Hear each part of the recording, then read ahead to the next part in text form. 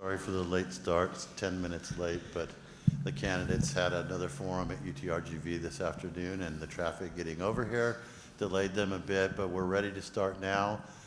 We should be live streaming on Facebook. I know there's like a 30-second delay, so I'm trying to drag it out a little bit here before I get into my opening to make sure that we actually are live. So good evening. I want to welcome all of you to Futuro RGV's Texas House District 41 Democratic Primary Elections Forum. This event will be live streamed on Facebook, and the recording will be posted on the Futuro RGV Facebook page, and eventually, once we get the recording on YouTube as well. Futuro RGV is a nonpartisan social welfare organization. Its mission is to provide information to our community on quality of life issues and concerns, with a focus on driving positive change in government, economic development, educational advancement, healthcare, public safety, and recreational opportunities. We will have programs throughout the year that address all of these subjects. If you find these forums to be an important resource, please consider becoming a Futuro RGV member for just $20 a year. And with your membership comes these cool koozies. So consider that. If you would like to be a sponsor, if you'd like to sponsor Futuro RGV, please contact me about our different sponsorship levels. Do we have the list of elected officials? Don, can you check out front to see? Okay.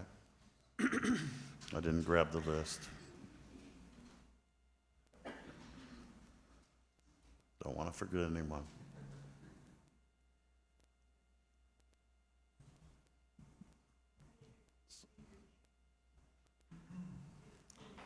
No, Mark. No? No one signed in? Okay.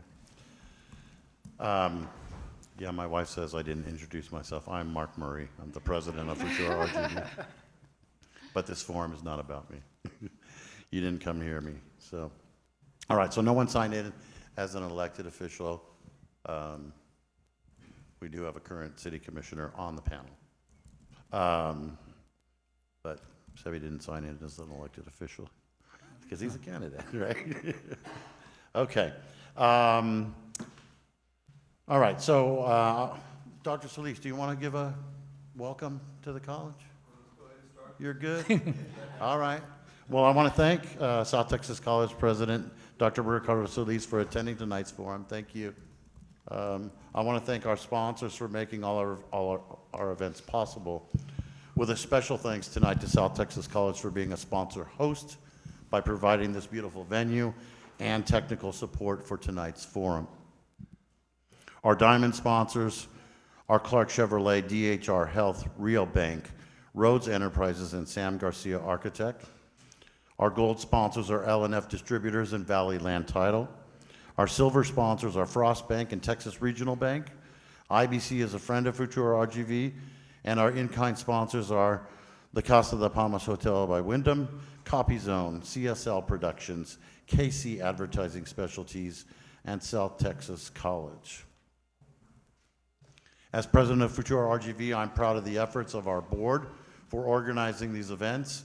I want to recognize our vice president, Kenneth Maddie, is in attendance tonight. He might be out at the registration table. Thank you, Kenneth. Our treasurer and parliamentarian, Laura McLeish, here. Our secretary, Albert Morales, who's our timekeeper tonight as well. Thank you, Albert. Our president-elect, Alex Garrido, who may be at the registration table as well as other board members, Antonio Alvarez and Davis Rankin. Thank you for all that you do. Let me explain the rules for tonight's forum. The debate will be 90 minutes in length. The candidates' seating format, order of opening statements, and order of closing statements were determined by ballot order. The moderator will be the only person allowed to ask questions. Each candidate will have 2 minutes to make an opening statement. The moderator will ask pre-prepared questions, which were prepared by the Futuro RGV event committee members. Some questions may have been submitted by the public prior to the event. The candidates were not given the questions ahead of time. I am, well, until I handed them to the moderator, I was the only person who knew what questions were going to be asked tonight. The candidates will have 1.5 minutes to answer the moderator's questions, 1.5 minutes for rebuttal if another candidate mentions them by name, and 30 seconds for follow-ups for clarification only. Every candidate will be given the opportunity to answer each question. The candidate will not be permitted to ask questions of each other. The moderator will switch the order in which the candidates receive the questions. The moderator will seek to enforce timing agreements and ensure a civilized discussion. Finally, each candidate will have 2 minutes for closing statements. So the candidates for tonight's Texas House District 41 Democratic Primary Forum are in ballot order: Mr. Victor Sebi-Haddad, Mr. Julio Salinas, and Mr. Eric Olguin. The moderator for tonight's forum is reporter and weekend news anchor from KRGV Channel 5, Sarah Cervera. Sarah, you have the floor. Thank you, Mr. Murray. It's an honor to be here tonight so that we can have an informative conversation to learn more about the candidates. And to get things started, as Mr. Murray mentioned, we're going to begin with opening statements. Each candidate will have 2 minutes, and we're going to go by ballot order. So, Mr. Haddad, you have the floor. Thank you. My name is Victor Sebi-Haddad, and I am running for House District 41 on the Democratic ballot. I do believe I am the most qualified candidate given my broad professional and civic experience. I am a small business owner. I am the only candidate that's on both sides of the paycheck. I understand what it means to operate a business and have to meet payroll. I'm also within an organization that gives back to the community, and I serve as a wage earner as well, understanding the needs of the workforce down here. I'm also an elected official at the City of McAllen, first elected in 2019 and then re-elected in 2023. In that service to McAllen, we have made tremendous strides for the region as a whole, even though we focus on the City of McAllen. We continue to maintain a very conservative budget with a rainy day fund that exceeds the state expectation by almost 90 days. And we do that while still making aggressive investments in infrastructure, drainage, quality of life, and other measures. Even being here at STC, I want to thank the students that have come out. McAllen has been one of the strongest partners of STC. During my tenure, we have funded programs that benefit the nursing program, help get that off the ground, fill the workforce for the healthcare industry that is so much in need down here. We've also been in support of the art center that was recently now a practice space for STC. And that is just a minuscule amount of what we do with the partnerships and coalitions that we form with organizations, institutions of higher learning, and business members and communities. I am proud to say that I am the only candidate endorsed by our local Democratic state delegation in full, including local state leaders, Sheriff Eddie Guerra, and our county judge, because they have entrusted me knowing that I can be incredibly effective in Austin, working alongside them to bring the resources and needs down to the Rio Grande Valley. I ask for your vote and your support in this race for House District 41. Thank you. Mr. Salinas. Hello, everybody. My name is Julio Salinas. I am a candidate for the State House here in House District 41, and I'm a 25-year-old Capitol staffer who has been working in the state legislature for the past 5 years, most recently as a legislative director for Representative Cristina Morales. In the state legislature, we have done great strides, and I have built a great sense of community down there. I've built a great career of that. As the candidate in this stage who has the most amount of legislative experience within this Texas State Capitol, I can tell you it is much harder than anything can prepare you for. It is something that you have to go in here day one going for. I'm 25.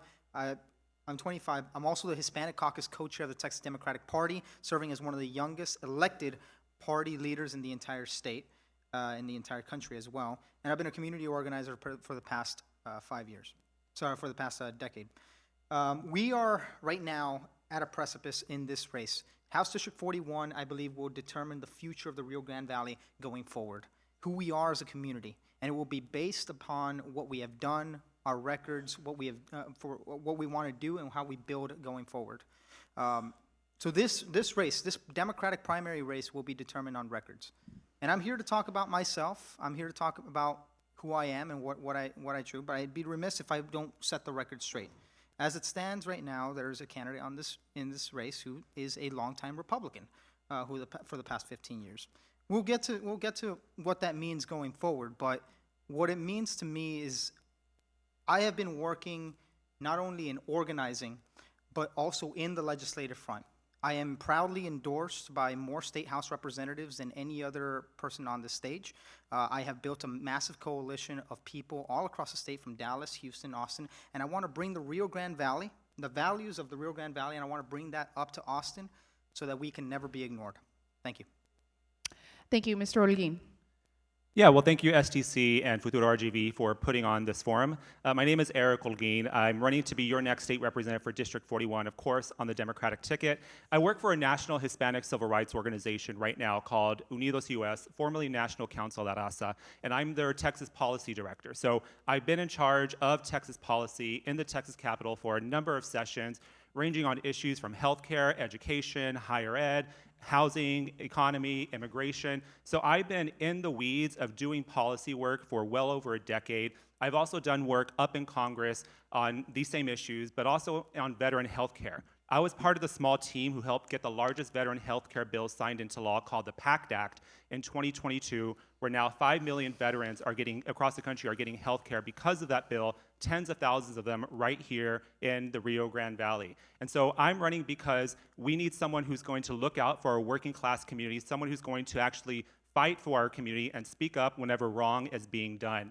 Right now, we see attacks happening from the Trump administration coming into our communities, affecting both citizens and non-citizens as well. We see Greg Abbott capitulating to Trump. We see Greg Abbott using state agencies as immigration enforcement offices to get as many people deported out of our community. And so I'm running to make a difference. I come from a working class background. My dad just retired from being a teacher at La Jolla High School. My mother just retired from being a nurse over at DHR. And so the values I'm bringing are the values that we have here in the Valley. We look at the Valley where the median income is about $54,000 for a family of 4. That is very working class, and we have to do a lot to bring up those wages. And so I'm coming into this with practical experience, helping get numerous bills, both in the legislature and up in Congress, signed into law, and ready to make a difference and fight for you. You're going to hear a lot tonight about endorsements and who supports me. I have been focused on listening and talking to the people. I've been focused on people like Ms. Sines in Edinburgh, who, when I showed up to her door, she started crying because she was suffering from food insecurity because her SNAP benefits had been cut. That's the support and the work that I've been doing. I don't care about who the powerful people are endorsing. I care about what you all think and listening to what you all have to say so I can make a difference for you up in the Texas Capitol. Thank you. Thank you, Mr. Holguin. Moving now on to our question section. Just a reminder, y'all are going to have 1 minute and 30 seconds to answer the questions. So, Mr. Haddad, we'll start with you for this first question. What would be your #1 priority if elected? Here, right? Yes. So, knowing what we do at the City of McAllen, we know a lot of what is straining our region, and we know what our immediate needs are to ensure that we can continue to fulfill and focus on other issues as well. And a lot of it comes down to the bare necessities of water and power. Those are critical items that need to be addressed at the state level. We need energy transmission, and we also need better energy delivery. On top of that, we also need to focus on water and ensuring that we have sustainable water sources, potable water sources, and water that we can, whether it's sources, recapture, being able to deliver to the businesses and the homes of the people that need it, as well as our surrounding communities. Because the City of McAllen sells water all the way down to Harlingen. And we have to focus and let the state know that the amount that they've put into the fund is insufficient. We've already started a project with MPU to add water sources to the Rio Grande Valley and help us sustain us for the foreseeable future. But it's only a small, minute amount of what's needed that we need to focus on. And so I do believe that water and power are going to be 2 of the most important issues that we address at the state. Thank you. Mr. Salinas. I think at the end of the day, what has been the overarching theme about why Democrats lost in Rio Grande Valley going back to 2020 all the way to now, where we are standing at the precipice of losing this area to Republicans, has been because of the affordability crisis and how leadership has had either a lack of lack of doing anything on affordability, or lack of being able to communicate and articulate the fact that we have done great strides in that.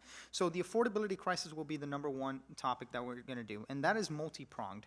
It has to do with healthcare. It has to do with capping prescription drug prices. Some of the bill that I want to be able to pass. Representative Talarico passed an excellent first step bill to cap the cost of prescription drugs, specifically on insulin, but it only affects 16% of the public. So we need to expand that, not only to that, but we need to expand that to every other thing, and that's a personal issue for me.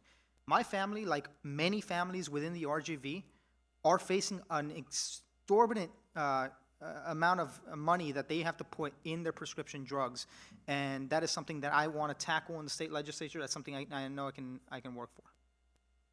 Thank you, Mr. Holguin. Yeah, so my campaign slogan is literally stronger paychecks, lower cost. Democrats have this big problem of doing these very vague inspirational quotes of like fighting for a future for tomorrow, but it doesn't really mean anything. And so out in the community, at doors, I have been telling people exactly what I am prioritizing. So what does stronger paychecks and lower costs looks like? It looks like accepting Medicaid expansion from the federal government so we can lower costs for healthcare, especially right now since ACA subsidies have basically diminished where people's premiums have skyrocketed 3 or 4 times. It looks like diversifying our economy down here so that way we're not restricted on jobs. We have a big brain drain issue where people get educated here and then they leave. And we have to address that issue. We have to get ahead of AI because AI is coming for entry-level jobs. That is a big issue right now. And one of the main proposals that I'm talking about that really deals with younger people is making your rent count. Making your rent count towards building your credit. Right now, whenever you pay rent, it does not do anything for you financially. But guess what? When you don't pay rent, it goes on your credit and you're punished for it.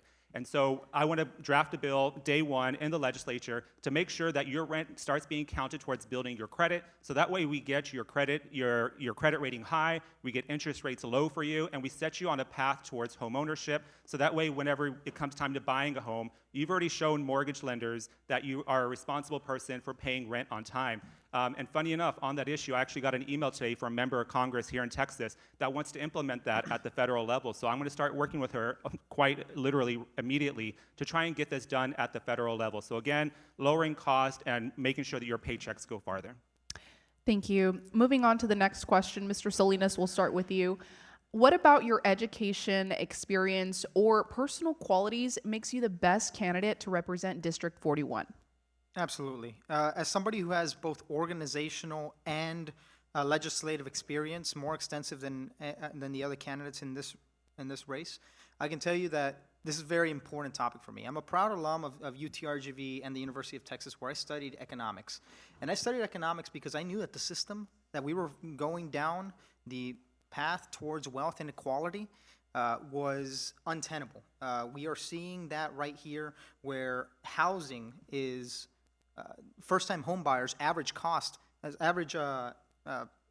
age of a first-time home buyer is age 40, and myself, I've been working in this whole thing. My dad was a migrant farmer. He moved ping-ponged around between California and New York before settling down here in the Rio Grande Valley for 2 specific reasons: a low cost of living and a strong sense of community. It is something that is ingrained within me to do that. Now, I have a 5 times, 10 times head start on what my dad did. But even now, him managing to get an education, a job in local journalism, working for Univision, he gave my family a home, he bought a home, gave my family a better life. That path to opportunity is broken. And that is a path that my children are going to see. That is a path that I'm already seeing. And that is a path that many of the people around here are in the Rio Grande Valley are seeing. So in the state legislature, I've done the work, and I will continue to do so. Thank you, Mr. Holguin. Yeah, so I bring a lot of both lived experience and professional experience. I got my master's degree at the University of Texas at the LBJ School of Public Affairs in public policy. So I have the educational training for this. Also lived experience. So let me tell you, I was part of the brain drain. Whenever I graduated high school, I honestly, back in 2005, I know I'm getting a little old, I did not see a big future here in the Valley. So after I got my college education, I moved to New York City. And let me tell you, I struggled. I was working 5 jobs. I was a bartender, I was a server, I was teaching tennis lessons to little rich kids. I was doing everything possible to make sure I could put food on the table because I was determined to not be one of those failures in New York City that comes and doesn't make it. And I did make it. I worked my way up through city government and worked for a member of Congress. And after I gained that experience, New York City politics, where it is very cutthroat, and I spent time at churches, business improvement district meetings, tenant association meetings, learning what organizing looks like, learning what unions look like, learning the foundations of public policy. I brought that back to Texas and have been involved in Texas for a number of years, and that has led me to getting the largest veteran health care bill signed into law. And also, I just want to point out, I have been a Democrat my whole life. I have been voting Democrat every single year since 2006, whenever I was my first time being eligible to vote. One of my opponents up here, Mr. Haddad, cannot say that. He just started voting Democrat in 2024 because the seat opened up and it's a Democratic district, so let's be honest there. But I come into this ready to fight for you. Mr. Haddad, he did mention you by name. Would you like 1 minute for a rebuttal? Sure. It's no secret. Voting records are public. I have a blended voting history. I have also voted Democrat. And I can tell you, in the city of McAllen, we represent all. I represent Democrats, Republicans, Independents. We work for the people. I'm not working for one side or the other out in the city of McAllen. And we've been able to execute and produce results for the residents of McAllen and in greater the region as a whole.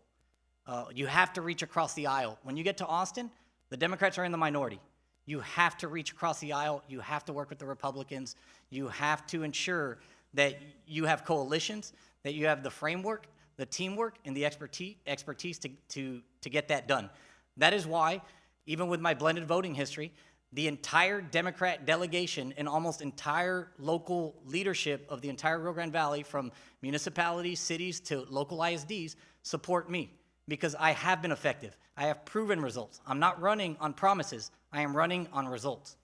And then you can continue with answering the question, what about your education experience or personal qualities makes you the best candidate to represent District 41?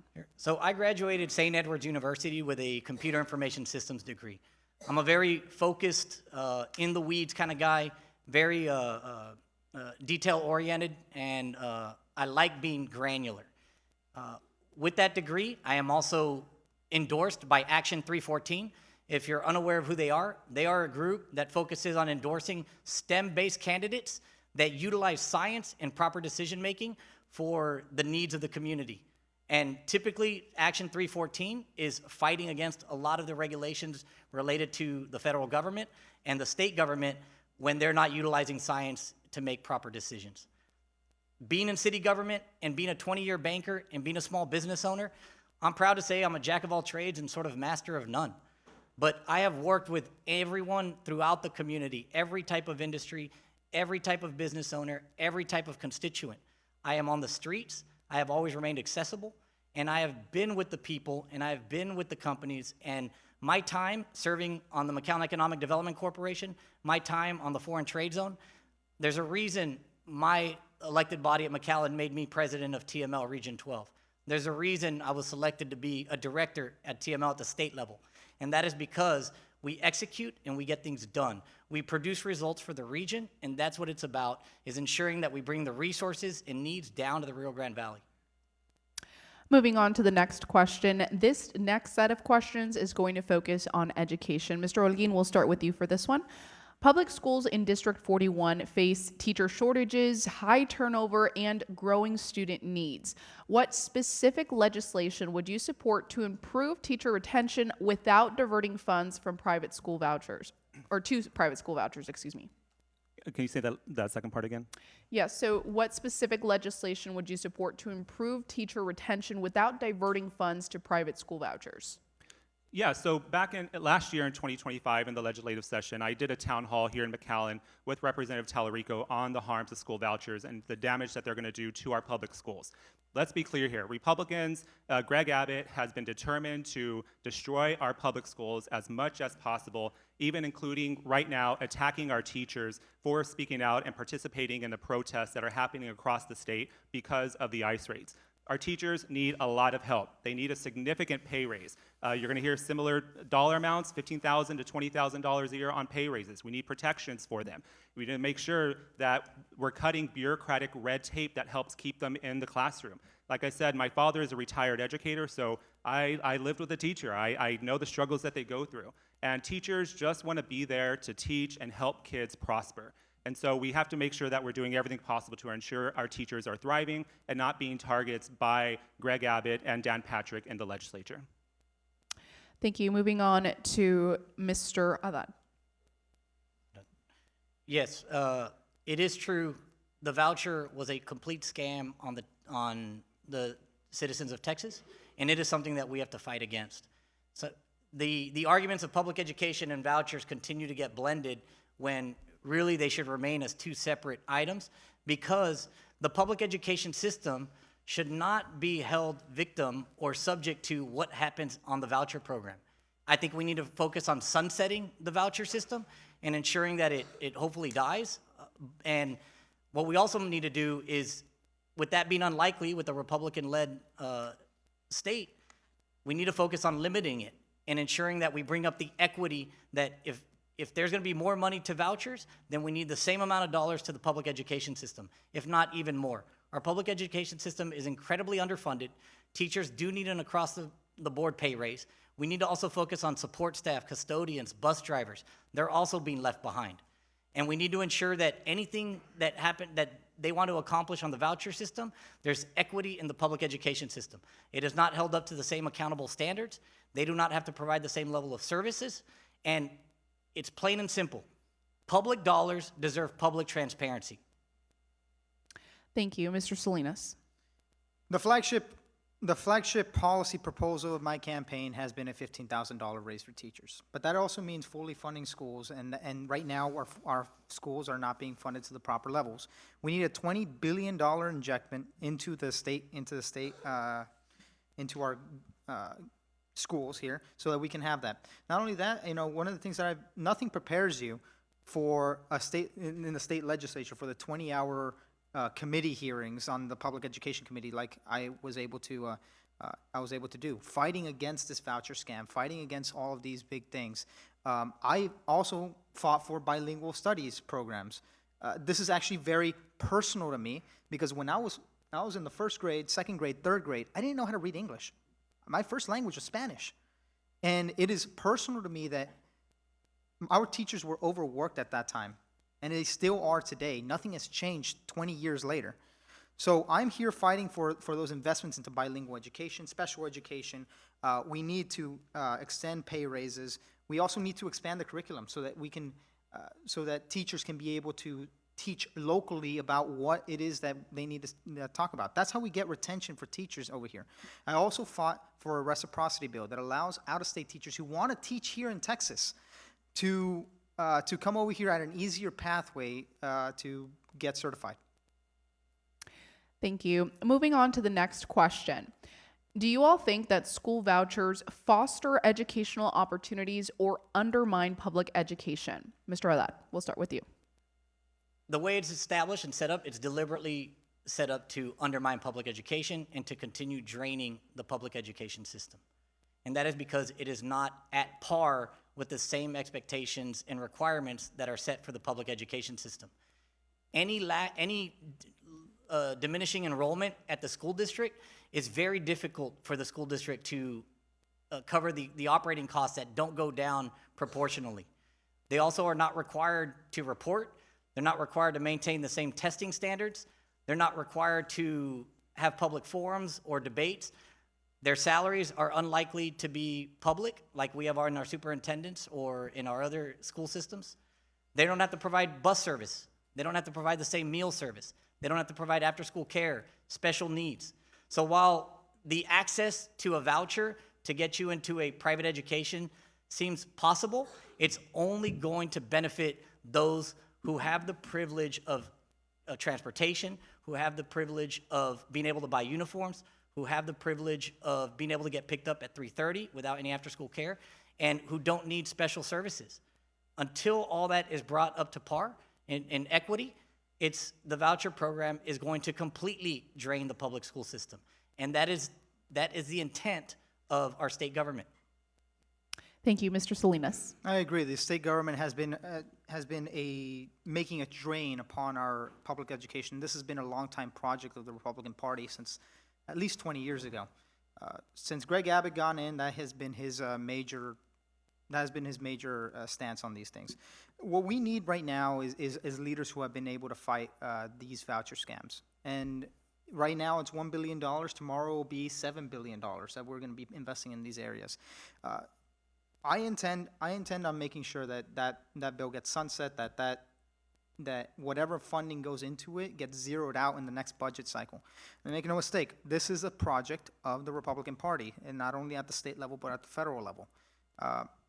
As it stands, an opponent here in this race endorsed a MAGA John Cornyn during the 2020 election, and the same year that he was supporting the elimination of the Department of Education. This is not something that I take lightly when we're talking about what the future of the Rio Grande Valley is, especially since John Cornyn is currently on the ballot. That is not something I support.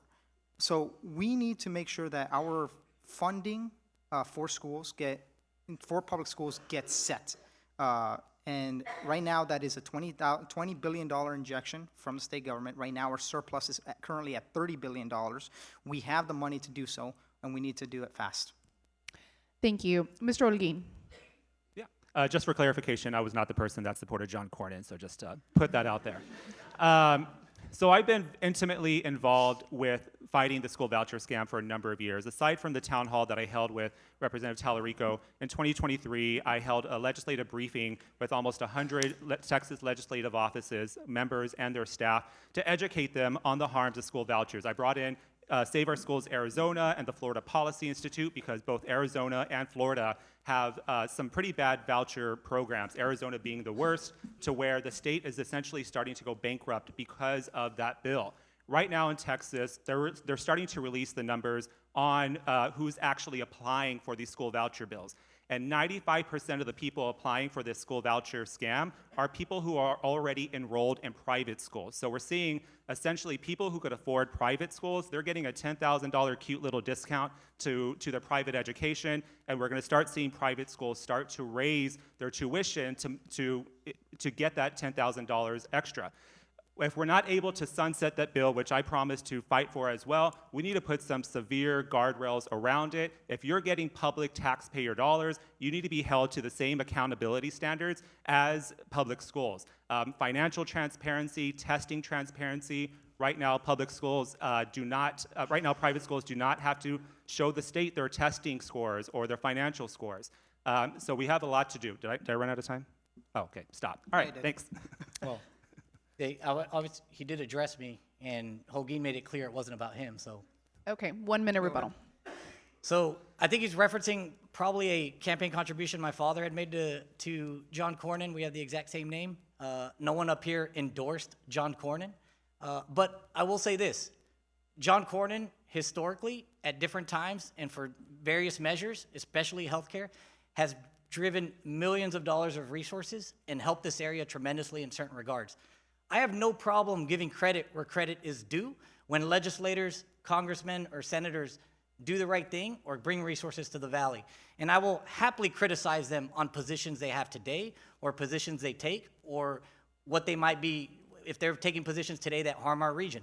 No problem to either criticize or support, but if you're going to go to Austin and stand in a corner alone and yell at the other side, you are going to accomplish nothing.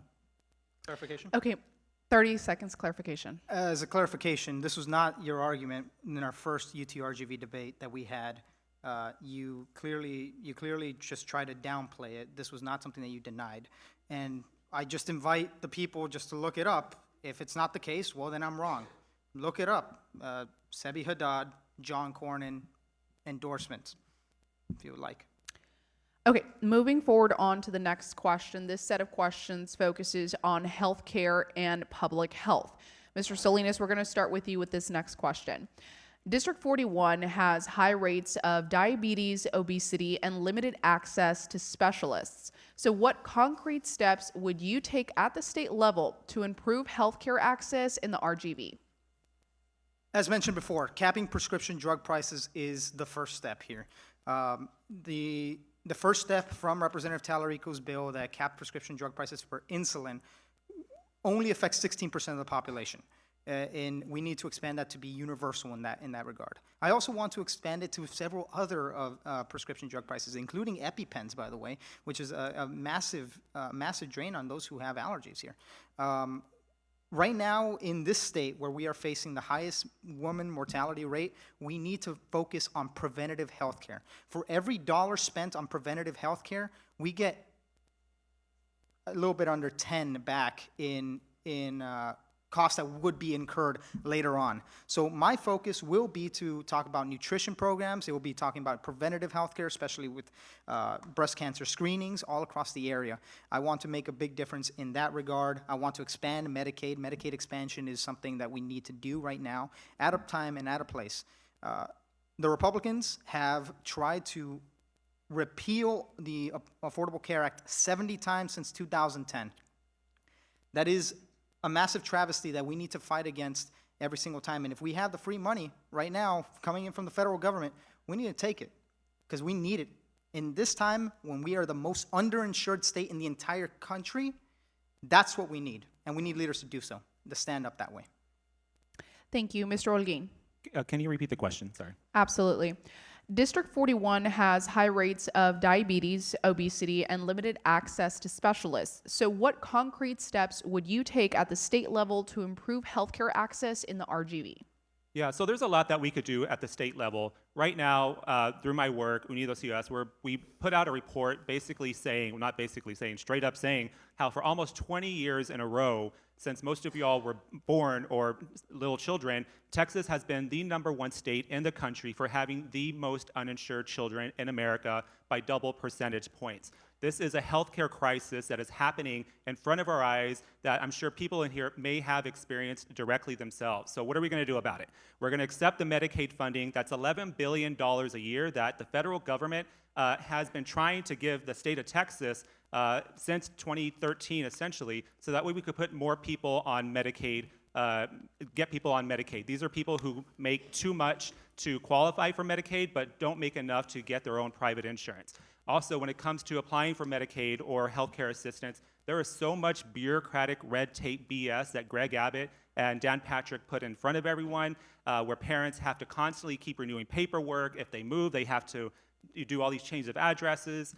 This also ties into SNAP, which brings in the nutrition aspect. So we're making it the state makes it very, very difficult to have health insurance and food security. And this is a matter of priorities. Texas prides itself on being 8th in the world of having the largest GDP, rivaling other countries. We have the money. Why are we not investing that into our communities, into our people, into our children, to make sure that they have the actual health care that they deserve? Thank you. Mr. Haddad. Texas government for sure needs to tap into federal resources and expand Medicaid. They're leaving a lot of money on the table, and they've left it on the table for years. We need to ensure that we control cost of prescriptions. All that is needed, but we also need to make sure that we've got the workforce and the specialists down in the region that are needed to take care of these patients. That is why you need to work with private employers like DHR, South Texas Health System, Valley Baptist, Regional Hospital, UTRGV's medical school. You need to work with them because they are the ones that are recruiting the specialists, the doctors, the nurses. They're the ones that are employing them. And we've got to work with them. I think one of the hospitals alone onboarded 70 new physicians and specialists just in this last few months. And that is hugely impactful for the area. But now we've got to ensure that people have access to those services, can visit these clinics, the wait times are lessened. And you have to do that by also supporting the staffing needs of nurses, RNs, CRNAs, in those fields. That is why in McAllen we have supported the program with STC. That is why we supported the nursing program at UTRGV to ensure that the support staff and ancillary staff needed to provide these services is available to the region. If you don't have the specialists, the doctors, and the nurses, you're not going to be able to take care of the patient's needs. Thank you. This next question, Mr. Holguin, will start with you. Do you support expanding Medicaid in Texas? Why or why not? And how does that decision affect families in District 41? Yeah, well, I guess that my previous answer didn't clarify it. Let me say it again. Yes, I support expanding Medicaid here in Texas. That is our own taxpayer dollars that we're not getting back from the federal government. That again, we could be helping get more people on insurance rolls. A lot of people right now, when it comes to the Medicaid expansion conversation, you're going to hear people say, "Oh, it doesn't affect me. I don't have Medicaid. I don't have CHIP." Well, whether you are on Medicaid, CHIP, or not, it affects everyone because people who do not have health care insurance, they wait until their problems get so bad that they have to go to an emergency room and seek care there. Well, hospitals, we love them, they're great, but they're not going to absorb all this cost. That cost is going to be passed on to everyone else through higher insurance rates, higher service costs. And so it is in our economic benefit to make sure, and moral benefit to make sure that people are on Medicaid and have health insurance. There's talk about Medicare for all, that's a federal issue, but here at the state, what we can do is expand Medicaid to get more people on rolls and cut down on the bureaucracy that comes with applying for Medicaid to ensure people are able to maintain their coverage. Thank you. Mr. Haddad.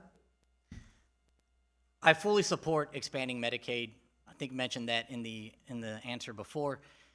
Expanding Medicaid will help provide medical services in needs for the people who most need it in our community. It's a disservice that the state government has not done that yet, especially that all they have to do is say yes. There's nothing else to figure out. Every other state that has expanded Medicaid has benefited and provided a tremendous amount of expanded service to their citizens and residents. This affects the people in our community most in need, and it is incumbent upon the state government to expand Medicaid and focusing on the needs of the people who don't have accessible or affordable health care. Leaving them out of the system and uninsured is simply unacceptable and I think immoral as well. Thank you. Mr. Salinas. Yes, we need to pass the expansion of Medicaid expansion here in the Rio Grande Valley and in Texas as a whole. We're leaving a lot of funds. Specifically, what I'm trying to do is that's just the start of it. Preventative health care is something that we already talked about, something that we really need to make a big difference on. The Affordable Care Act is something that needs to be defended. It's something that needs to be expanded upon at a federal level, something that I will not only work with federal legislators to do with, I will actually, try to pressure them to expand it. I am in favor of a Medicare for All system, but at a time and at a place where since 2010, the Republicans have been trying to repeal the Affordable Care Act 70 times. The question is, where are we going to stand on those, and where have we stood before? So that's all I can say on that. Preventative health care is going to be something that is going to be my top priority in that. Thank you. Moving on to the next set of questions. These specifically focus on the economy, jobs, and cost of living. So, Mr. Haddad, we'll start with you for this one. The cost of living continues to climb. How do you plan to tackle this issue to help families here in the Valley? So this is a big reason why I'm running. District 41 is the urban epicenter of Hidalgo County. It contains no rural. It contains primarily all the businesses and universities and industry that impacts the entire region. The entire workforce is primarily concentrated in District 41. As a small business owner and as a 20-year banker, this is really my forte. This is where I excel. That is why I've sat on the McAllen Economic Development Corporation and the Foreign Trade Zone, as well as on TML, because we have continued to drive industry to the region that creates sustainable jobs. We have created and brought in thousands of jobs that pay higher wages, almost 2 times the average of the regional area. On top of that, we're driving capital investment to the area for economic growth.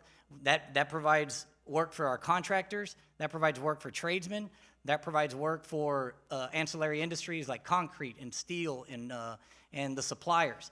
And so we need to ensure that we continue to strengthen our local economy, but we've got to do that by driving investment to the area from the private sector, but ensure that from a government standpoint, we keep costs low. And that is what we did in McAllen. We reduced the property tax 4 years in a row, the property tax rate. We also have one of the lowest water and sewer rates in the entire city because we always focus on, even though our economy is growing and the region is growing, on ensuring that the people on fixed income or who are most affected have the least impact as possible. Thank you. Mr. Salinas. You see, I won't be here with, I have a much less cheerier tone on what is going on here in the Rio Grande Valley. We have one of the largest poverty rates in the entire country. In the entire country, we have the lowest poverty rates, highest. Our jobs and growth, it's great. You know, it's caused us to grow, but it's caused us to grow at a very unequal and unsteady pace for people. What I have to do and what my priorities are in the state legislature is to make sure that the people are taken care of first. And right now, our economic model, our economic way of doing things right now is not working. If you believe that things are going well, I'm not your candidate. I'm not your candidate. I'm not gonna ever say that things are going well when I don't think that they are. Right now, things are going poorly. The federal government and their tariffs have been putting the tax prices higher. I supported a bill in the state legislature that would mandate certain industries to basically say how much tariffs are costing people, consumers. And that is something that I support in the legislature. That is a bill by Representative Trey Martinez-Fisher. I was very happy to get that, to get that on the floor. Unfortunately, it did not pass. But I will say that the future of the RGV is not looking grim, but we need true leaders that are able to make a big difference and steer it in the right direction. And I believe that I'm the candidate. Thank you, Mr. Holguin. Yeah, so it's no secret. The Valley is exploding economically. We could acknowledge that.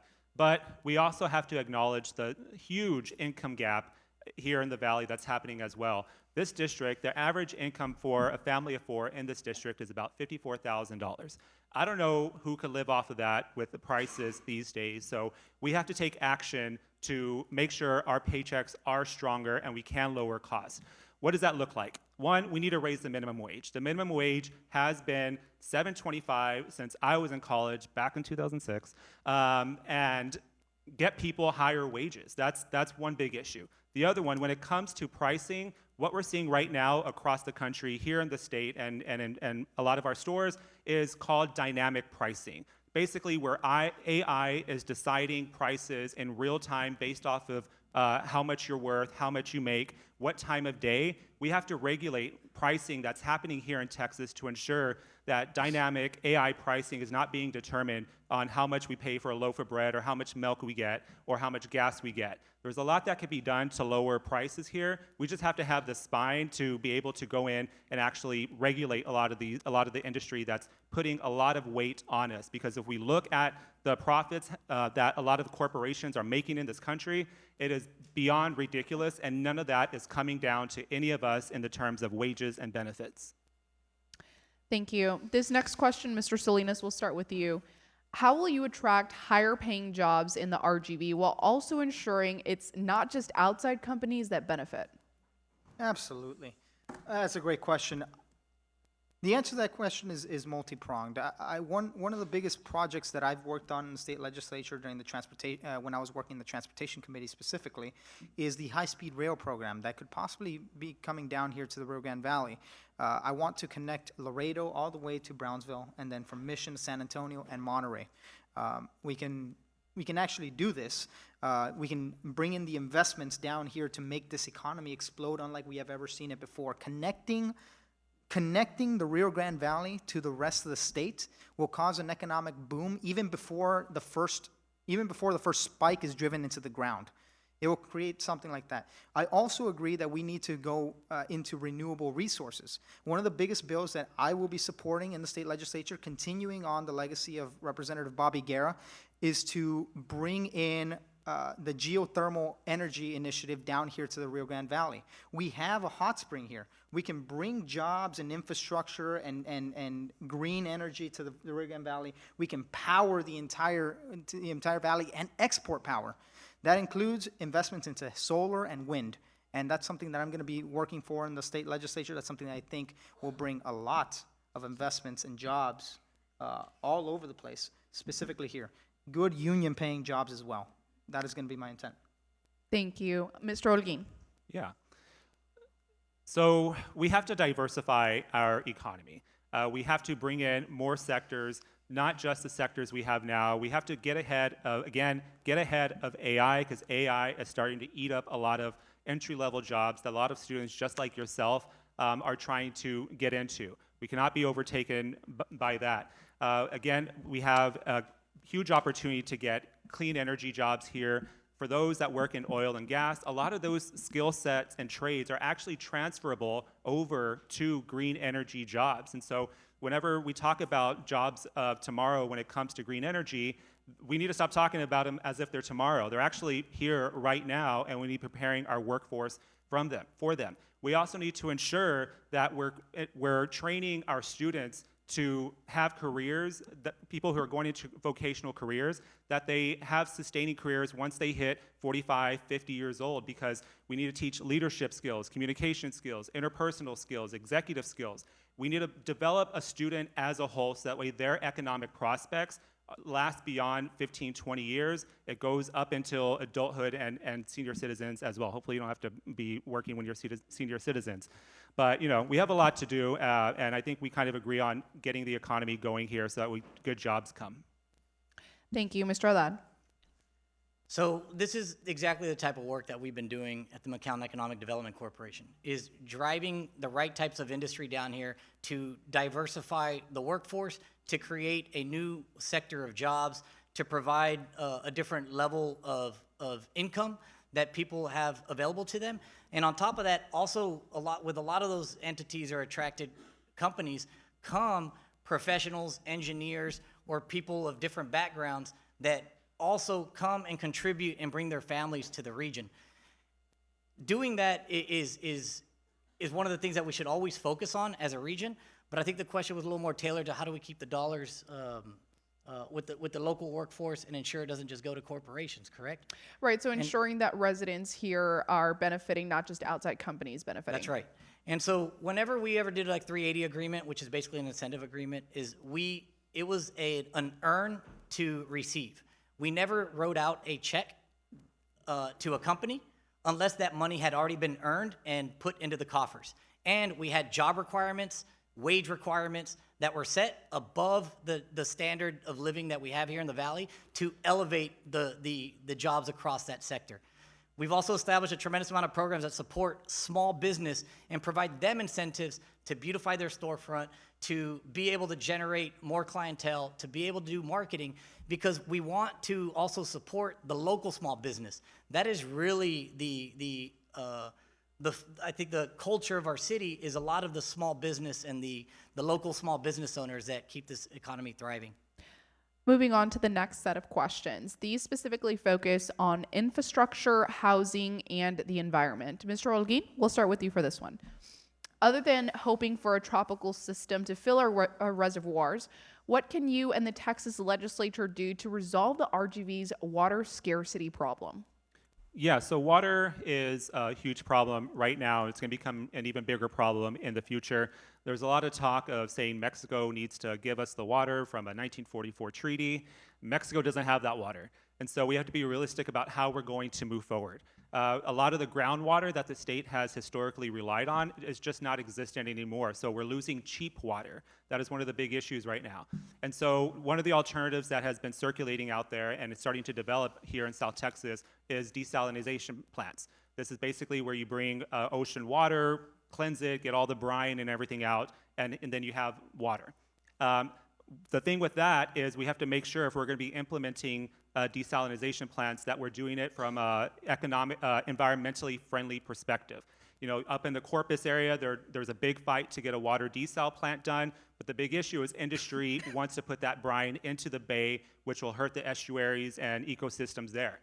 Any brine that we're going to be taking out of this water needs to be dumped all the way back into the Gulf. And taxpayers should not be solely on the line for these projects. We need to make sure that industry is doing their fair share of funding these projects, because they're the ones that do not get calls to shut down their water whenever there's water restrictions. They're the ones that use a huge amount of water. So they should be the ones paying for these plants to ensure that everyone's benefiting from the water that's needed. And so it's that. In the legislature, there's a Texas Water Development Board where a lot of funding went into that allows states and counties to pull funding from to develop projects. That's but time, water's the Mr. future. Holguin. Thank you. Thank you. Mr. Haddad. Yes, as I mentioned at the start, water is going to be one of the biggest issues. And at the City of McAllen, we have already approved a $185 million project to specifically bring in groundwater, but it still has an element of desalination that has to take into account. And we did that with about 5 different agencies to fund that to benefit South Texas. We're already working on generating new water sources, but we also have to focus on also water retention and saving some of the water that we have in our canals. I'm going to commend Chuy Hinojosa for getting money recently for lining of the open canals that we have. That is going to help against some of the seepage and lossage that we have and help preserve some of the water that we already have. The other thing that we're not doing very well is water recapture. There are communities that we can learn from that are fully sustainable on water recapture alone. Mexico doesn't have water because they have recaptured it all in the northern part where they maintain their agricultural fields. In the last 10, 15 years, they went from having 2 or 3 reservoirs to 40 or 50. It's tremendous. We have not been able to do that ourselves. So we have to focus on water recapture, water retention, as well as new and available water sources, which the City of McAllen, we have already started to do. Thank you, Mr. Salinas. Water is life, and this is something that I have talked about extensively on the campaign trail and was talked about extensively here on the stage. So I won't repeat too much about what was said, mostly ditto. Yes, we need to line the canals. We need to make sure that we can get some recanals, so we can have that.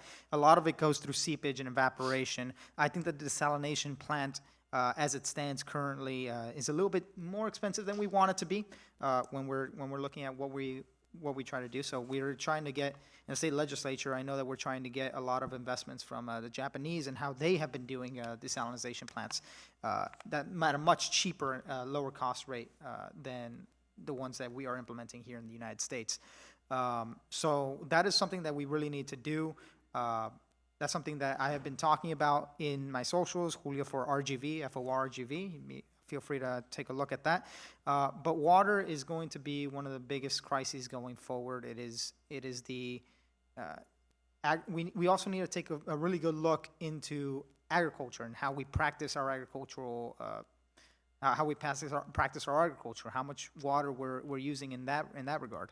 There are several different projects right now being used that can reuse the funding within the agricultural space. So we're going to take a good crack at it in the next legislature, and I'm proud to have been there in the state legislature to do at least HB 13. Thank you. Moving on to the next question. Mr. Haddad, we'll start with you. How can the government secure sustainable funding for infrastructure without placing an undue burden on state and local budgets? And what accountability measures are you going to put into place to ensure projects are delivered on time and within that budget? Well, project funding has to come out of both state and local funding. So I'm not sure how we would do that without straining either one. But you have to be strategic and tactical in how you approach it. And so while on the city commission, we have worked with the MPO as well as the Regional Mobility Authority and other groups to focus on collaborating on projects. So the best way to get money from the state is to show them that you are shovel ready and that you are also going to be invested. And that is the best way to kickstart and greenlight projects, especially with TxDOT, who manages a lot of large-scale infrastructure and mobility projects. And so at City of McAllen, we always focus on design services, planning for the future, and we look at infrastructure projects anywhere from 3, 5, 7, 10, 15 years ahead. And we start to put those on the agendas of the MPO and other organizations that receive funding so that we can collaborate with surrounding organizations, primarily Hidalgo County, the City of Mission, the City of FAR.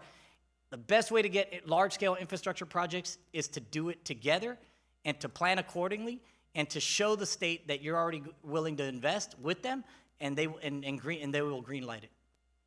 Thank you, Mr. Salinas.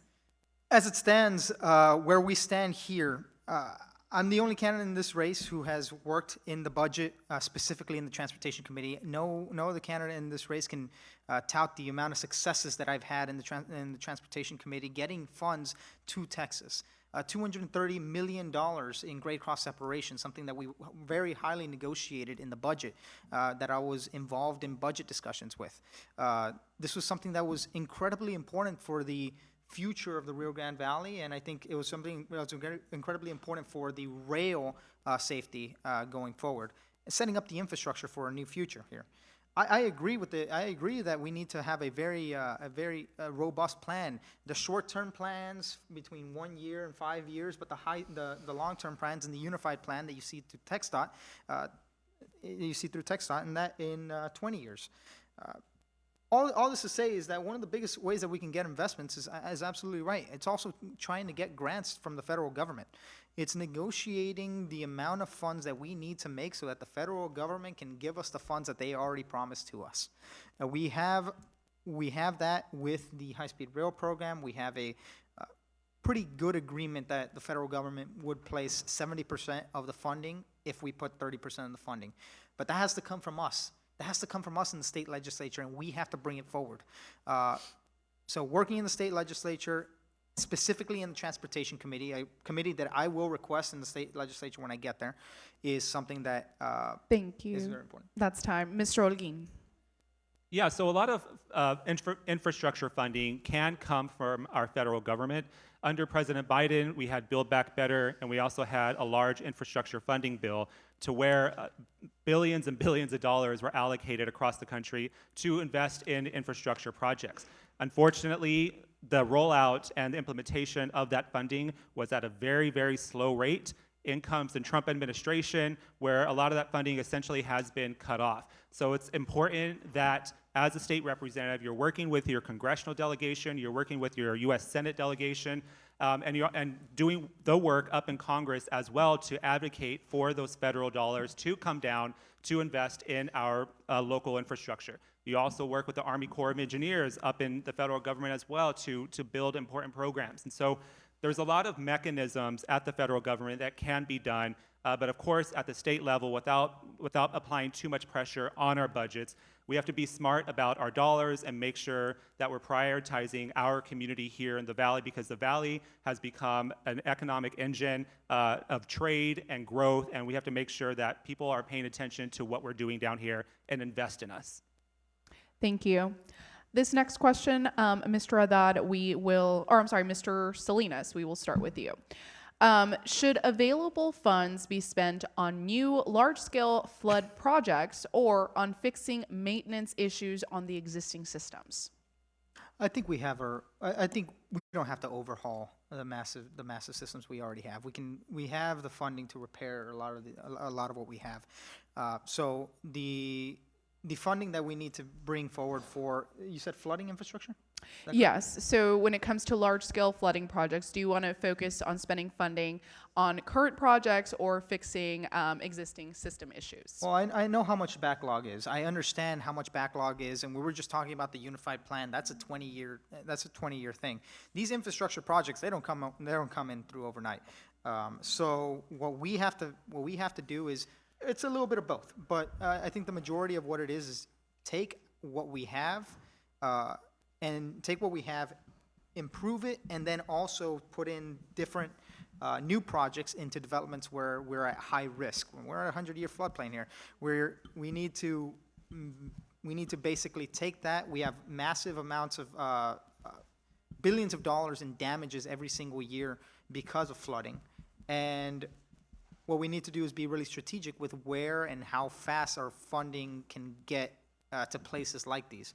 So find the vulnerable areas, make sure that they're taken care of, repair our existing systems, and continue on from there.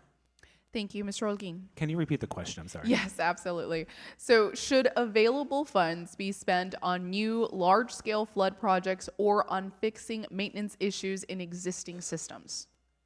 I think we can walk and chew gum at the same time. I don't think it has to be a choice of either or. I think we could again, work with our federal government to get infrastructure funding down to ensure we fix our drainage system. So that way, the way we saw the flash floods happen last year over on the east side of Hidalgo County don't happen again, where a lot of people got displaced for their homes.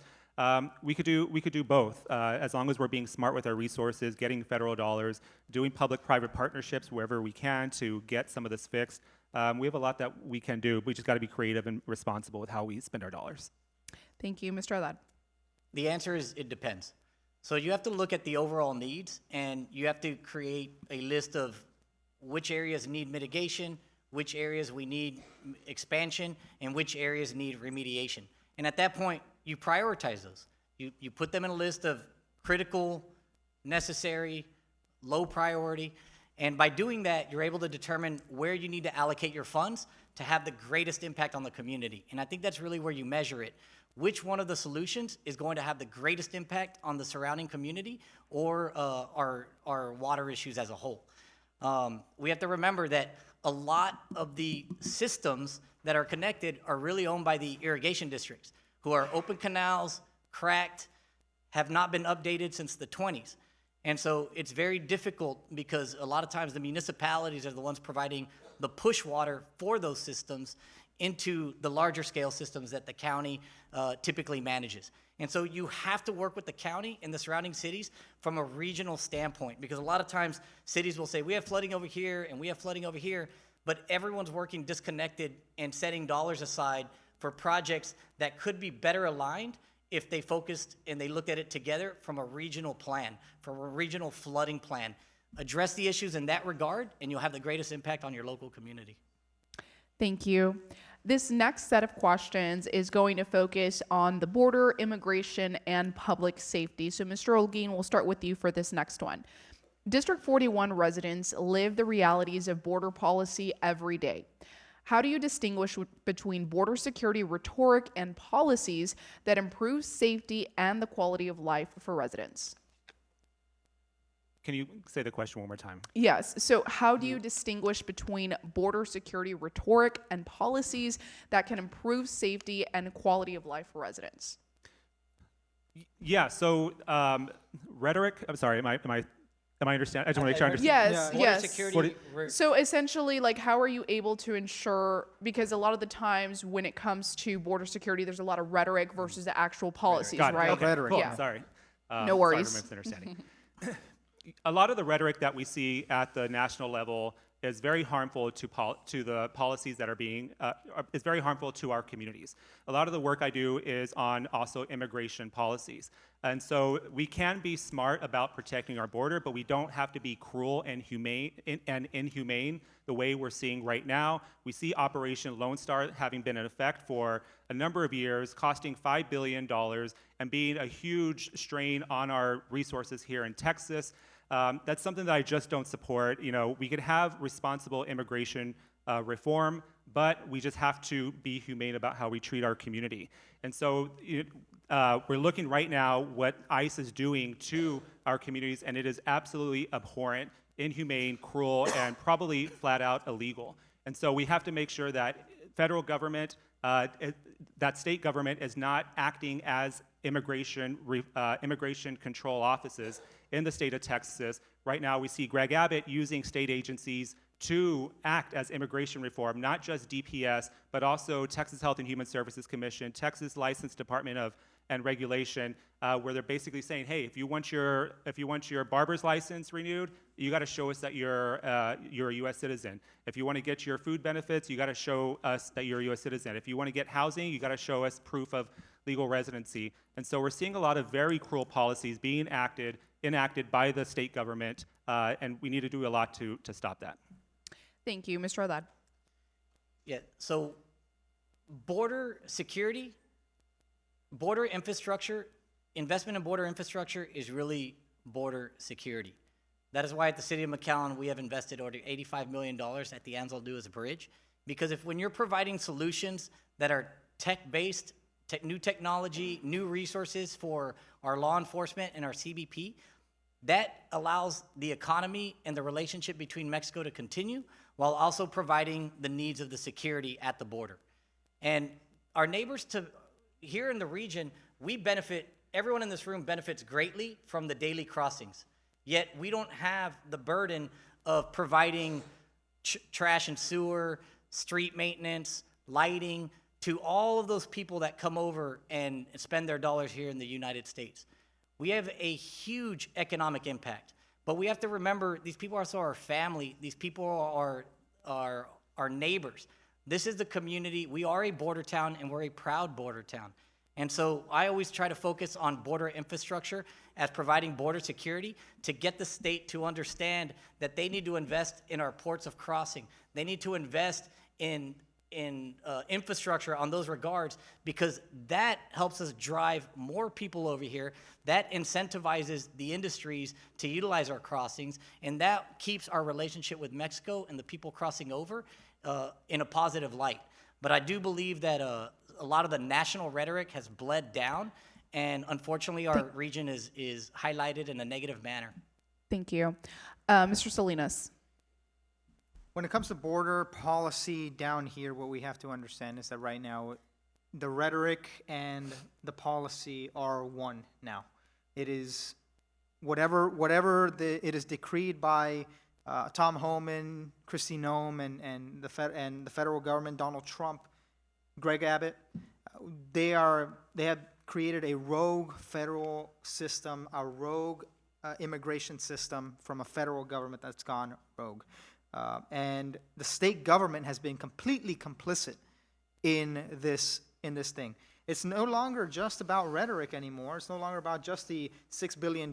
It's $6 billion for Operation Lone Star, ballooning to $11 billion. It is about SB 8. It is about the bill that would deputize our local law enforcement to do the laws, to enforce federal immigration laws when they should be in protecting and serving our community. It's about the buoys. It's about these things that we need to be fighting against. I have been proudly fighting against a lot of these massive encroachments upon our civil rights at a time when Alex Preddy, Nicole Good, Liam Ramos, all of these people, and millions of people being stripped of their constitutional rights. This is a time to say, ICE, get out. Thank you. Moving on to the next question. Mr. Haddad, we'll start with you. At what point can the government legally mandate that protesters disperse even if they are not directly engaged in violence? At what point? Yes, at what point do you believe? I would say if they can legally protest, they should be allowed to protest. I think protesting and to some extent vocalizing your beliefs and what you feel is happening in the nation is a right of all. Unless it becomes completely disruptive to general operations of society to some extent, it could be tempered a bit. But I don't believe that people should be scared to protest. I don't believe people should be told they shouldn't or cannot protest. I think protesting is a right. We've seen very strong protests in the city of McAllen just in the last 3 months, and all of them incredibly peaceful, incredibly in cooperation with local police departments. And I like to see our region and our local community engaged in sort of that type of civic action. It's good to see it. I think we a lot of times felt that we weren't connected to it, or that maybe we didn't have an impact. But it's positive, because if people are protesting, then they truly believe they do have an impact. And we need people to believe that things can get better and will get better. And so, no, I would say people should have the right to protest in all regards. Mr. Salinas. Do not quote me of whether or not this is true or not, but I believe I might be the only candidate here that's been tear gassed during a protest disbursement. And I can tell you the overreach of the state government has been incredible. The protests at college campuses have remained mostly peaceful, but have been exacerbated by the state government coming in with horses and basically bayonets. We're looking at a massive encroachment upon freedom of speech, freedom of assembly, freedom of protest. We have the right to redress our grievances with the state government. And I have been in the front lines of protests, and I have been inside of the Capitol during one while things are happening.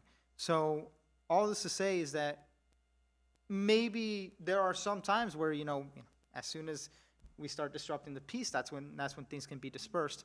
But right now, doesn't seem to be the conversation that's going on all across the country. What's going on across the country is overreach by the governments in doing those things. The top priority of the federal, state, local law enforcement is to protect the people. And what is happening over here in these areas just isn't protecting the people. Thank you. Mr. Holguin. So the state should not interfere with any peaceful protest whatsoever. That's the bottom line. It is our constitutional right to protest, and Greg Abbott should not decide whenever he doesn't like what people are saying.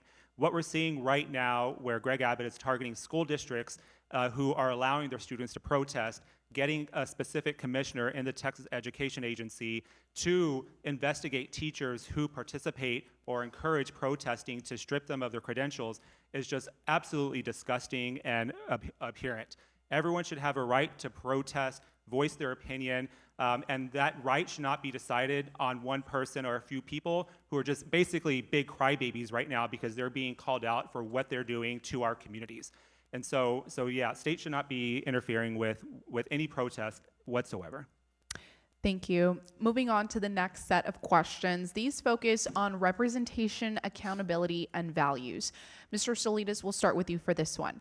How will you ensure that District 41 has a strong voice in legislative decision-making in Austin? Well, first things first, I have an open door policy. I have an open door policy if ever at the state capitol or in the district office there is something that needs to be done and addressed and grievances need to be redressed, I'm going to be there. And I'm going to direct all of my staff to make sure that I know what's going on in the community when it happens. That is one of the biggest things that we need to do. We also need to make clear that we should be accountable to the people. We should be accountable to the people, not just the wealthy corporations who fund campaigns. One of the biggest things that I supported throughout the last year, last cycle, was the McAllen anti-corruption bill, Prop A and Prop B, referendums, expanding transparency, and also lowering the amount that individuals can do.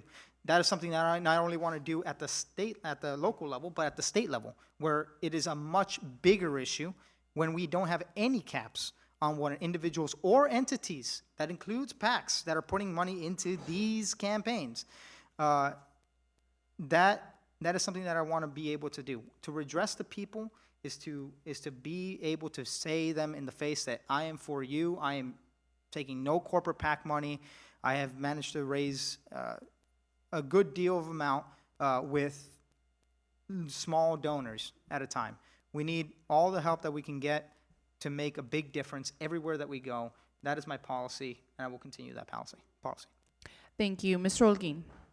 Yeah, so as your next state representative, I promise to continue to have town halls and roundtable discussions and have an open door policy where you will have direct access to me. And through my work, I've already had numerous town halls here in Hidalgo County on school vouchers, on that big ugly bill that was unfortunately passed last year, on economic prosperity. Through my campaign side, I took questions for 2 hours on a range of issues, having a town hall. And so I would like to change the culture here in the Valley where elected officials participate in town halls and hear what you have to say. You know, I look at Congresswoman Monica de la Cruz, for example, who has been an absolute disaster in accountability to her constituents, to where she only has telephone town halls and doesn't allow anyone to ask questions. I will be the total opposite of that. You should be allowed to ask questions, ask the tough questions, ask why we voted a certain way, ask why we're accepting certain dollar contributions. I am not funded by corporate PACs. I'm not getting corporate PAC money. I'm a grassroots candidate just as well. And so I encourage you, go to the Texas Ethics Commission and see who's donating to who and make your decision there. We're about to release our personal finance reports, so that way you can see what our financial details look like. Those have to be handed over to the state. And so this is an opportunity to get someone in this position who's going to be held accountable to you, and someone who has experience of actually taking questions for extended periods of time, so that way you have the answers that you need and there's no more wish-washing about what we're doing up in the Texas legislature. Thank you. Mr. Haddad. So government accountability and transparency has always been important to me. That's something that I even ran on in 2019 for the city of McAllen, and now have 6 years of history showing that that is exactly what I do. I've held town halls, I hold meetings with HOAs. If the community calls me, I answer back. I try to answer each and every single text, email, or call. And even from a professional standpoint, I'm a 20-year community banker. You don't build a successful career in community banking without answering your phone. I answer the call of each and every client, and we try to get back to anyone that reaches out. That is just built into who I am. And I know some of the legislature have been, we've heard some criticism that after session, they don't come back, they don't engage the community. And that is a commitment that I have made because I have heard that. I said, at the city of McAllen, we don't operate 6 months every 2 years. We operate 365, 24/7. And so I've always been available and committed to the community. I'm at their doors when they need me, and I'm with them to discuss any and all topics that they want to discuss. We might not always agree, but I will always ensure that I'm accessible and available. And when it comes to transparency, we've done things at the city of McAllen, like ensuring that our reports were put on the website when previously they were not. People would have to go make a PIR or go dig them up. We said, put them on the website to make sure people they can see that their elected officials are transparent. Thank you. Mr. Olguin, we'll start with you for this next question. How do you stay accountable to constituents between elections? And how would you handle disagreements or criticisms from your district? So you stay accountable by constantly engaging with the community. Like I said, having town halls, having roundtable discussions, not through a telephone where we would be protected from any tough questions. And also, you show up to people's doors. This election cycle, I've knocked on almost 3,000 doors by myself. And I cannot tell you the level of anger that is happening right now because people are not happy with the way things are going, the way their lives has just been going downhill. And so that is something that's within my nature, is to constantly be engaging with people, keep my ear to the ground. Through my work, I engage with a lot of organizations, including Lupe, La Unión de Pueblo Entero, Project Vida, which we do a lot of support for, Community Homes of South Texas, Su Clinica. So I've already been doing a lot of work with local organizations and hearing what they have to say. And what they have to say, I implement that into the policies that I'm trying to pass up in Congress and up in the Texas legislature. This also includes CPLC, Chicanos por la Causa, and Avance on early childhood education. And so you're looking at someone who isn't just showing up to people's doors, who isn't just showing up doing town halls and roundtable discussions, but also working with organizations that I'm sure quite a few of you are very familiar with, who are ingrained here in the community. And so I'm going to be a full, 360 accessible state representative to ensure that your voice is actually being heard. I know that sounds cheesy, but it's very true, and it's something that I've been doing. Thank you. Mr. Haddad. Yes, I think it's being present and accessible. Those are two simple things. And that's done through a manner of ways that have been mentioned, through town halls, through continuous discussions, by answering the phone, holding forums, or even at some point probably engaging people who might not be able to get to you. We'll do some Zoom calls and ensure that we engage in that regard too. But we have to ensure that we get either in front of the people in person, or we try to hold larger forums digitally if that engages more and more people, given today's technology. Obviously, we want to always relay information that's happening at the state down to the citizenry and let them know what is happening and what we're working on. And disagreements is how you also get some things done. You have to engage your constituents, know where they stand, what they care about, what they feel you might have done wrong.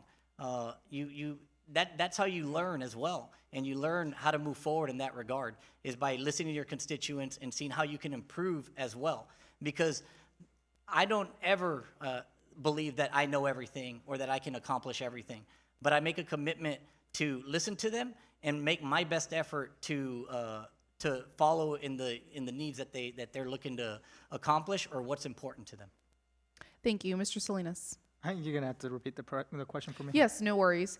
So, how do you stay accountable to constituents between elections, and how would you handle disagreements or criticism from your district? Well, I'll put it like this: the state legislature every single time that it goes through is you have an election every 2 years. One of my major goals in this campaign will be to be one of my major goals in this campaign and as state legislature as your state legislator will be to be within the community and fight every single day to make sure that we get people elected who have the same values that the people have, and these values are of accountability. These are values of transparency and of changing the way that we look at politics in the Rio Grande Valley.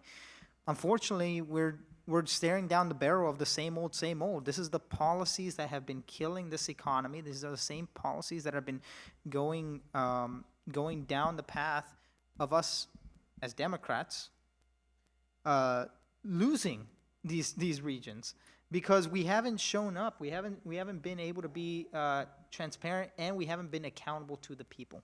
So my goal is to rebuild a lot of what has been lost in the last election. We rebuild it by talking to the folks within the party, but not only that, but within different organizations that can build up the organizational efforts to make sure that our voices in the Rio Grande Valley cannot be ignored. And that's what I think is happening right now. Thank you.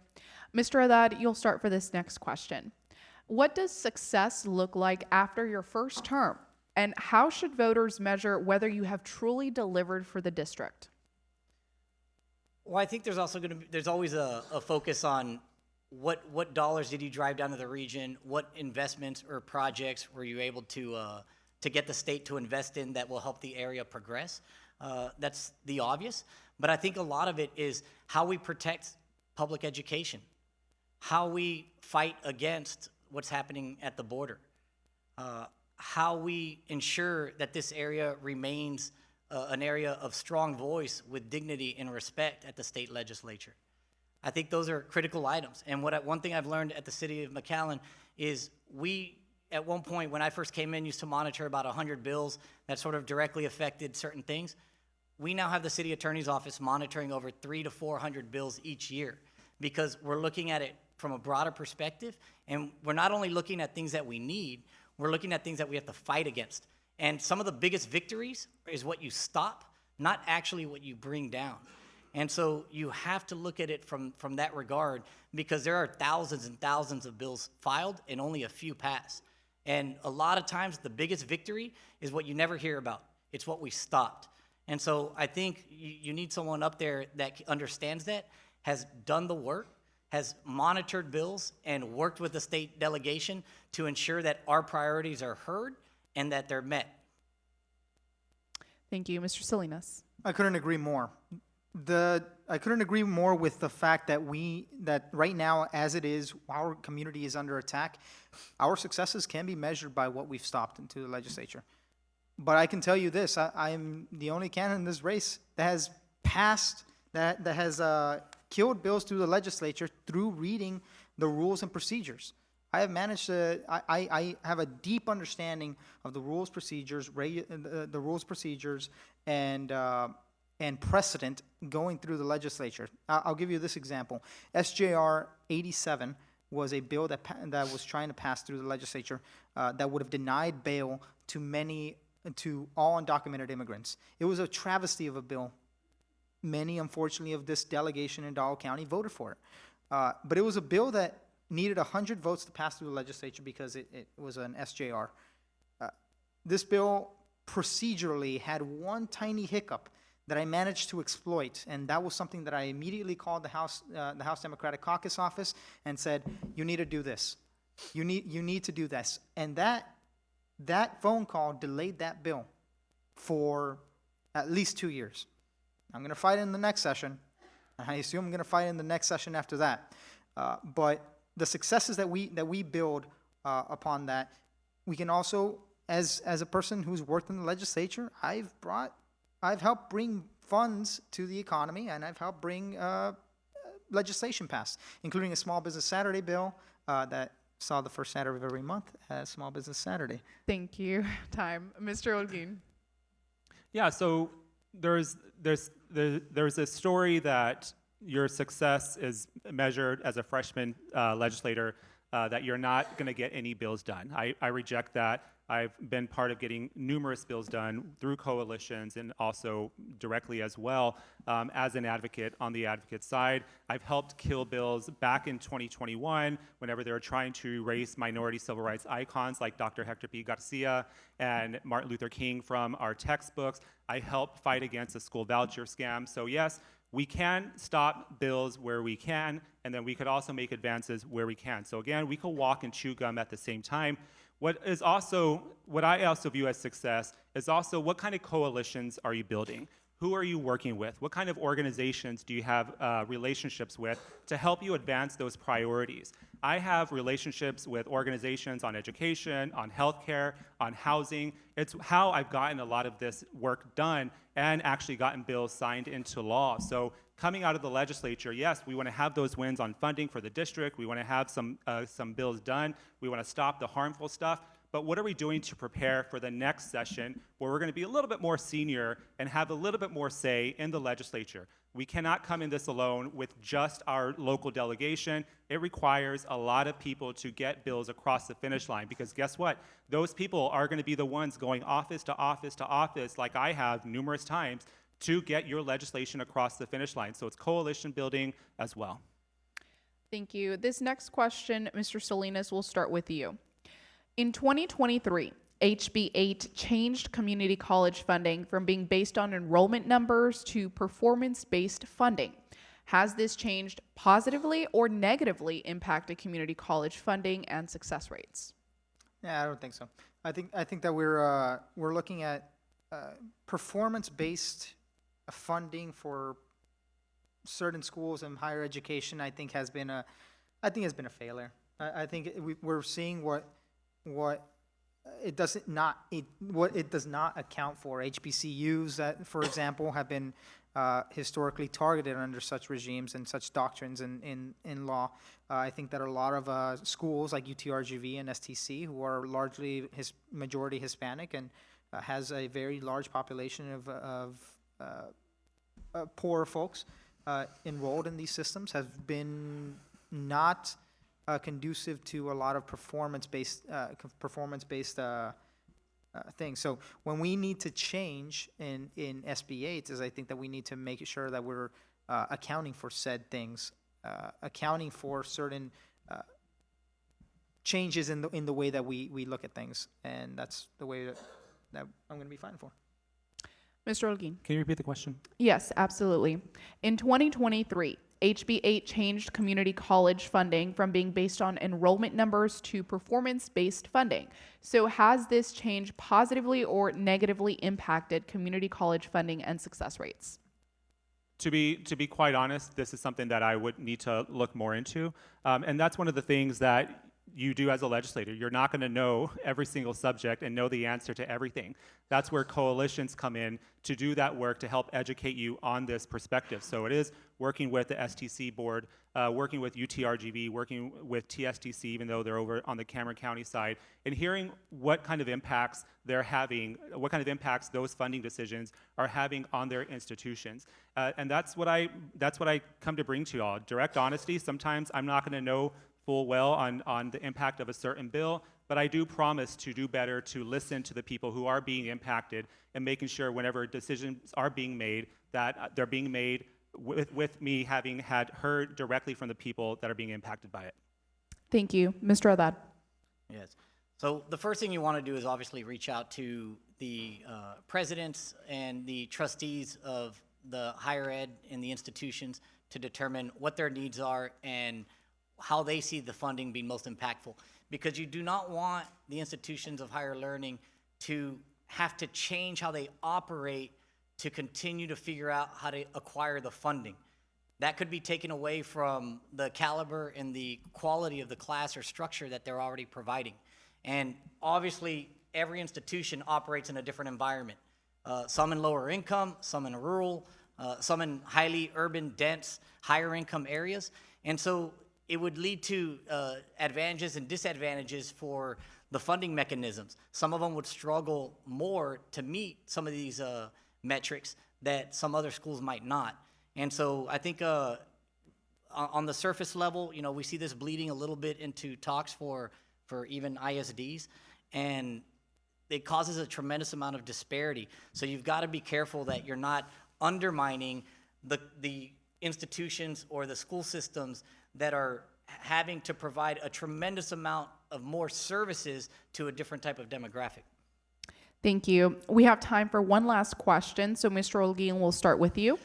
When it comes to STAR outcomes in Hidalgo County, consistently they trail state averages. So what is your plan to address academic gaps while also supporting bilingual education, special education, and at-risk students? Yeah, so the STAR test, if you're not familiar with it, it's a standardized test. I'm sure a lot of y'all took it. They replaced it with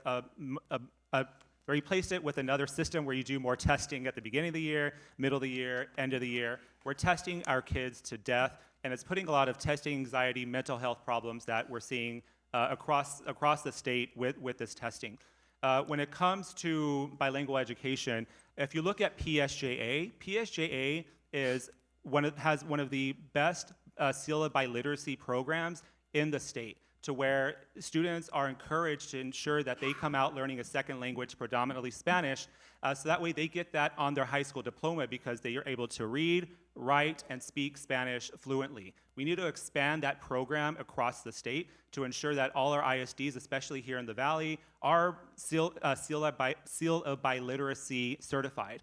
And so there's a lot that we could do to protect, to do for our public education and also bilingual education. But SEALA biliteracy is the future. Thank you. Mr. Haddad. We've gotten to where a lot of school systems are basically teaching the test.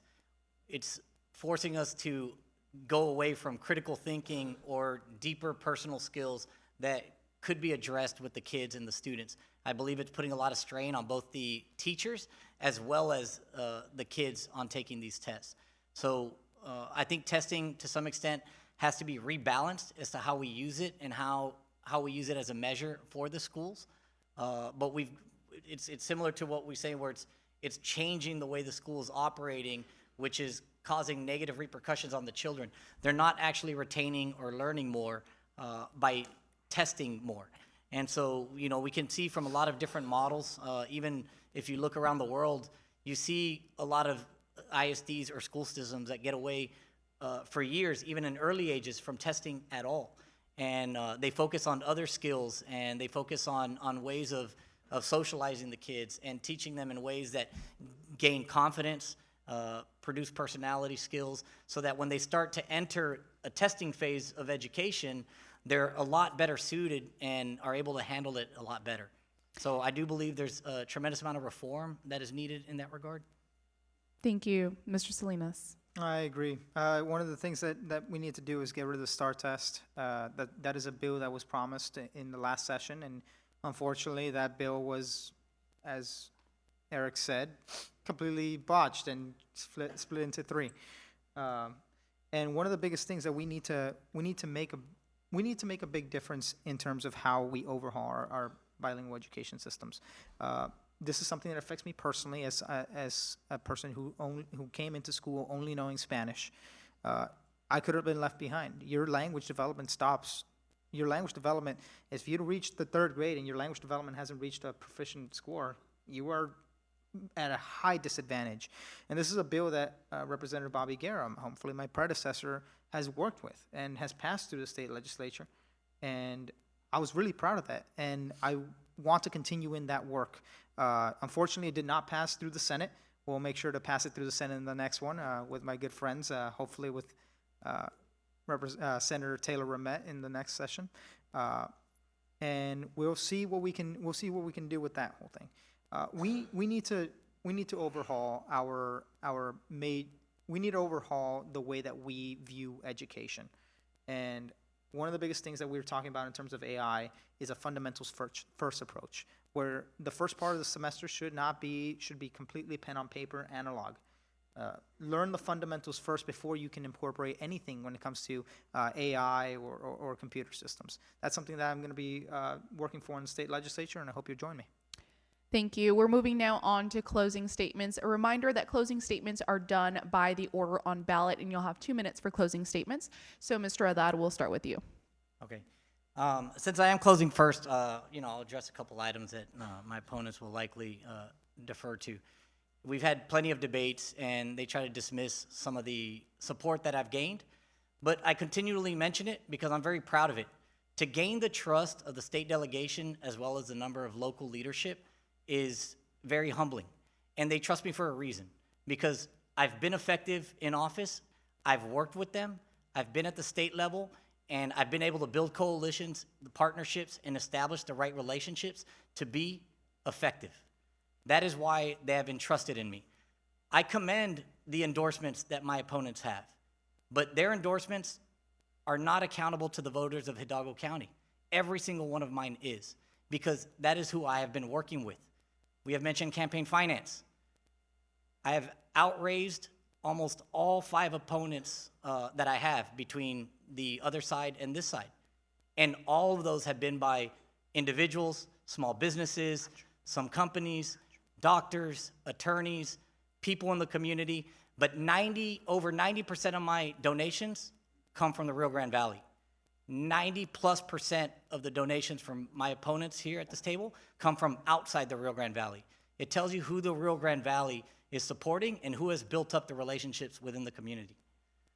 I know I can be an effective representative, and I know I have a blended voting history, and I'm still here today fighting for you, knowing that I can be the strong fighter that this community needs. The Democratic leadership in Hidalgo County trusts me, the community trusts me, and now I'm asking you, the voter, to trust me, to give me the confidence of your vote, and I will represent you strongly at the State House. Thank you. Thank you. Mr. Salinas, 2 minutes. I don't attack anybody for the endorsements that they received. All the power to them. One of the biggest things that we're looking at in this race is about our records and where we have stood on issues going back the state. It didn't take me 15 years to realize that what was happening in vouchers, that the Republicans were trying to make vouchers a thing. It didn't take me 15 years to know that they were trying to repeal Obamacare, that they were trying to get rid of a lot of these protections for our most vulnerable communities. It didn't take me that time because I've been fighting in this field. I've been in the trenches. When we are seeing new attacks upon this community, I have been there. I have made major strides towards an RGV that works for all of us, and I intend on making a big splash in that regard. We need leaders that we can trust, that we can say, hey, I know where you stand on issues. This isn't about a blended past. I don't care about a blended past. But when it comes down to 15 years of straight Republican voting, only voting Democratic primary once, and then one time saying, okay, we're going to actually make a big difference. We're going to be the Democratic nominee. I just don't believe it. And to all of this is there is one person that can tout the same amount of things that you have. That's Mayor Villalobos. If Mayor Villalobos ran for state representative as a Democrat, he's a Republican. I'm sorry, I'm not voting for him. He has shown who he is. I have shown who I am. And I hope that you'll see throughout this campaign that as the youngest person in this race and the one with the most amount of experience and a son of the RGV, that I can make a big difference for all of this. I have built a coalition all across the entire state of endorsements from Dallas, Austin, Houston, Fort Worth, all these places that we need support in to bring the RGV values to the rest of the state. Thank you, Mr. And that's how we build an RGV that works for all. That was time. Mr. Holguin, 2 minutes. Yeah, so you hear a lot of talk about endorsements. I'm quite frankly tired of hearing about it. Endorsements are done through the back doors. You pay a consultant $20,000, and their job is to go get you endorsements as much as possible so they can validate you to the community. That's how RGV politics runs. I could give two shits about endorsements. I have been focused on talking to the people. That's why I've knocked on 3,000 doors and talking to people and hearing the concerns of you and what you all are dealing with and how we could fight back against the atrocities going on. I come from a working class background. Those are the values that I'm going to bring to the state. I'm proud to be an actual Democrat that has been voting Democrat since 2006 when I could first vote. I'm not politically carpetbagging the way someone else up here is. And so we need to make sure that we're holding people accountable. There's a quote by James Taylor that goes, "I can't believe what you say because I see what you do." Actions speak much, much louder than words, and all we've been hearing up here is just a bunch of words because those actions do not match those words. And so whenever you're looking for a next state representative, look at our records. Look at the people who have gotten things done. I have been in policy for over 10 years, have numerous legislative successes under my belt that have helped millions across this country. So I'm coming in to fight for you. I'm not coming in to answer to big donors. I didn't come from a wealthy background to where my parents could help get me large donors to cut me big checks. I come from a football coach and a nurse that come from small town beginnings out of a county where Hebronville is. And so if you're looking for someone who comes from your background, who understands your struggle, who has had their bank account being the negative numerous times and had to fight with Wells Fargo to give me back my $35, then I'm the person I'm the person for you because I understand the struggles that a lot of our people deal with. Thank you, Mr. Olguin. I'll hand it over to Mr. Murray. Mr. Murray.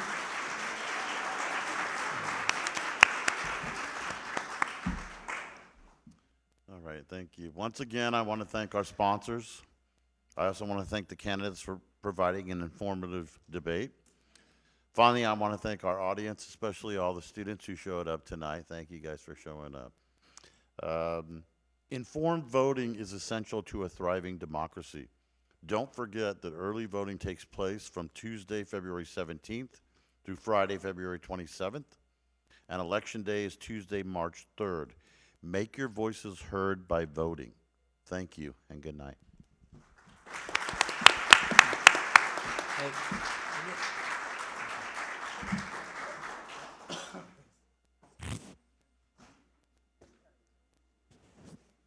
Unless hot mics happen. That was a long 6 hours. That was a long.